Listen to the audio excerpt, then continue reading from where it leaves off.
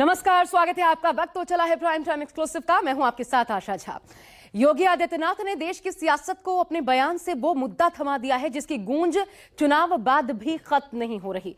बटेंगे तो कटेंगे, इस चुनावी नारे का जो निष्कर्ष नजर आया उसने बीजेपी और संघ को इस मुद्दे पर और मुखर होने का अवसर दे दिया है। नतीजा योगी आदित्यनाथ के भाषणों में दिखने लगा है। संभल पर विपक्ष के तेवरों को योगी आदित्यनाथ ने हिंदुत्व के खिलाफ नैरेटिव के तौर पर पेश किया। विपक्ष के डीएनए को बाबर का डीएनए बता दिया और अब एक कदम और आगे बढ़कर इसे हिंदुत्व पर जन जागरण की तैयारी है। आधार बनेगा बांग्लादेश पर हिंदुओं के खिलाफ होता अत्याचार, जिस पर अब संघ और बीजेपी मुखर होकर सड़कों पर निकलेंगे। हर जिले में बड़े प्रदर्शन की तैयारी है। रूपरेखा तैयार हो चुकी है, यानी विपक्ष के पीडीए को 2027 से पहले ही चारों खाने चित करने की मेगा प्लानिंग। तो ऐसे में आज देखिए संघ, संभल और बांग्लादेश 27 के लिए कैसे बनेंगे विशेष।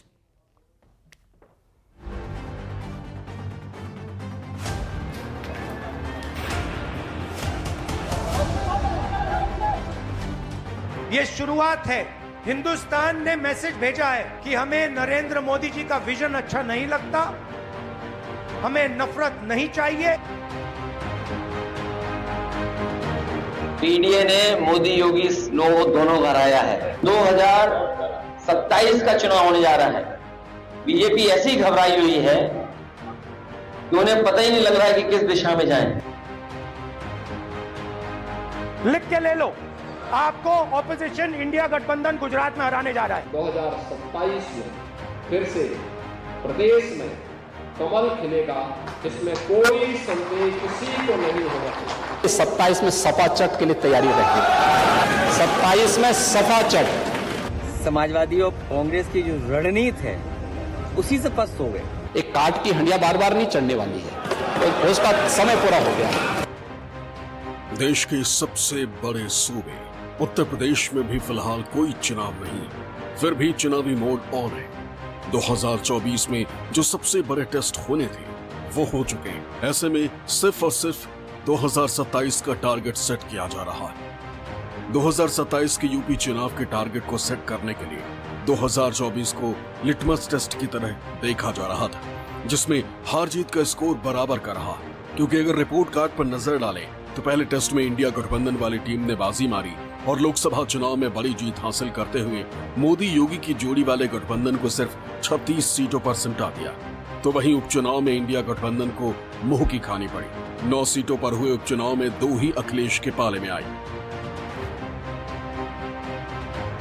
जो 14, 17, 19, 22 पंचायत चुनाव, नगर निकाय चुनाव, उपचुनावों में बना रहा यही मोमेंटम 2027 में भी बनेगा। ये हमारी स्ट्रेटेजी का हिस्सा है कि हमारे रणनीति है कि हम लोग मिल करके इस तरह लड़ रहे हैं, न केवल अभी लड़ रहे हैं, इंडिया गठबंधन मजबूत करेंगे और 27 में भी इनको हराने का काम करेंगे। जाहिर है कि न आजकल मौका राजनीतिक है और न ही मंच राजनीति के सजे नजर आ रही। बावजूद इसके यूपी में माहौल बिल्कुल चुनावी है। योगी हो या अखिलेश यादव, राहुल गांधी हो या फिर बाकी कोई छोटा दल, हर कोई अभी से 27 की तैयारियों में जुट गया है। खासकर सूबे के प्रधान या यूं कहें सीएम योगी आदित्यनाथ तो हर वक्त चुनावी मोड में नजर आ रहे हैं। क्योंकि भले ही मंच कोई राजनीतिक ना हो पर भाषण तो राजनीतिक ही हो रहा है। अयोध्या में रामायण मेले में बोलते हुए योगी आदित्यनाथ एक बार फिर कुछ ऐसा कह चुके हैं कि पूरा देश उसके मायने ढूंढ रहा है। 500 वर्ष पहले बाबर के एक सिपह सालार ने जो काम अयोध्या में किया था, जो काम संभल में किया था और जो काम आज बांग्लादेश के अंदर हो रहा है, तीनों की प्रकृति, तीनों का डीएनए एक जैसा है। बांग्लादेश में हिंदुओं पर हुए अत्याचार पर अब बीजेपी और संघ मुखर हो गए और इसे बड़ा मुद्दा बनाने वाले हैं। इसकी शुरुआत बांग्लादेश पर बयान देकर मुख्यमंत्री योगी आदित्यनाथ ने कर दी है। यानी अब हार्डकोर हिंदुत्व के सहारे ही 2027 की चुनावी वैतरणी पार करने की तैयारी की जा रही है। क्योंकि 24 के चुनाव के बाद ये धारणा बनने लगी थी कि साइकिल पर हाथ सवार होकर जिस तरह से पीडीए का झंडा लेकर लोकसभा के चुनाव में बाजी मारने में कामयाब रहे थे, पीडीए ने मोदी योगी दोनों को हराया है, इसलिए एमवाई से घबराए हुए हैं और पीडीए से घबराए हुए हैं। उत्तर प्रदेश ने मैसेज दिया है कि इंडिया गठबंधन समाजवादी पार्टी और कांग्रेस पार्टी को हम चाहते हैं, देश में चाहते हैं और उत्तर प्रदेश में भी हम चाहते हैं। उत्तर प्रदेश में अखिलेश का पीडीए फॉर्मूला ऐसा छाया कि योगी आदित्यनाथ को बटेंगे तो कटेंगे जैसे नारों का सहारा लेना पड़ा।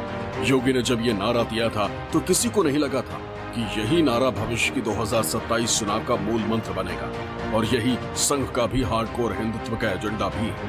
महत्वपूर्ण बात यह भी है कि इस मुद्दे पर क्षेत्रवार और जिलावार संघ और बीजेपी की आंतरिक बैठक भी हुई।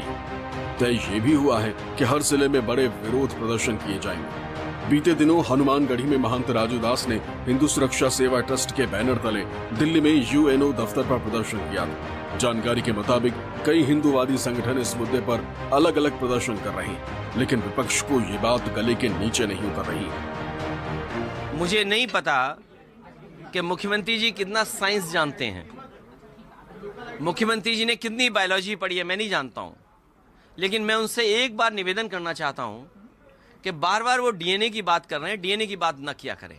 और अगर डीएनए की बात करते हैं तो मैं भी अपना डीएनए और हम सब लोग अपना डीएनए चेक कराना चाहते हैं, और मुख्यमंत्री जी आप भी अपना डीएनए चेक करा दो। डीएनए की बात मुख्यमंत्री जी को शोभा नहीं देती है।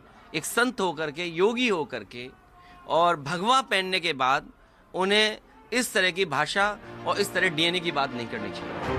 अब खबर यह है कि आरएसएस भी हिंदुत्व के मुद्दे पर खुलकर योगी के साथ खड़ा है। संघ प्रमुख से लगातार मुलाकात इस बात की तरफ इशारा कर रहा है कि अब 27 के चुनाव में संघ योगी के साथ कंधे से कंधा मिलाकर पूरी तैयारी में अभी से जुट गया है।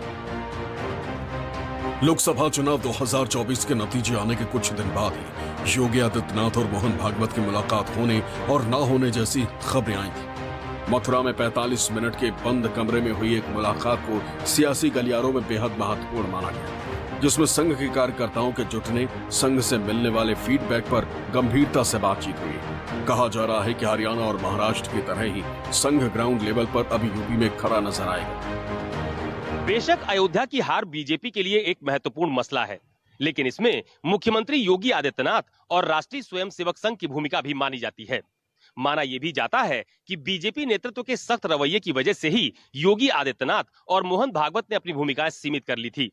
योगी आदित्यनाथ ने तो अपनी बात उस वक्त भी कह दी थी जब जेपी नड्डा हार के कारणों की समीक्षा कर रहे थे कि आखिरकार अयोध्या की सीट बीजेपी कैसे हार गई।